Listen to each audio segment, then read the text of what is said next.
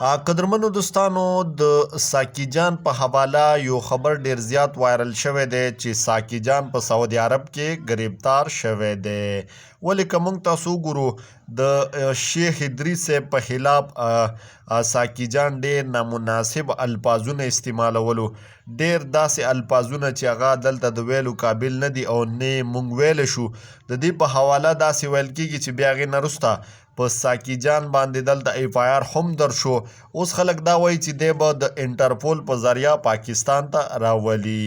اول در سره په دې خبره کومه چې آیا دی حقیقت کې گرفتار دی که نه دا یو افوا دی، پروپیګنډه دی. ویډیو تر اخره را سره وګورئ، خو ویډیو لیدو سره سره چینل در سره لازما سبسکرایب کوئ. دا د ساقي جان آی ډي دی، دې ته زه وردن نه کېږم.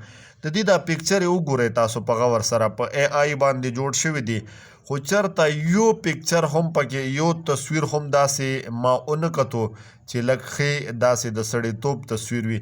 ټول په ای آی باندې دا قسمه نازبه تصویران پکچرې جوړ کړي دي چې بالکل تاسو کتی شئ. داسې سړی به د ملک خیرخوا بیا څنګه جوړ شي؟ دې نه به موږ دا تمه څنګه کوو چې دا زموږ د ملک خیرخوا دی؟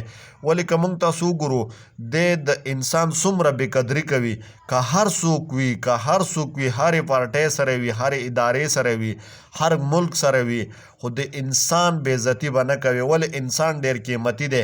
او دی تاسو وګورئ دې پکچرو کې د تصویران وګورئ، چا نه یې څه جوړ کړي دي، چا نه یې څه جوړ کړي دي. ډېر د افسوس مقام دی. بیا داسې سړي نه به موږ تاسو د خیر تمه کوو یا د علماو خلاف چې کوم الفاظ استعمالوي موږ تاسو به وایو چې ساقي جان ښه سړی دی. ساقي جان بیخي ښه سړی کیدی هم نشي.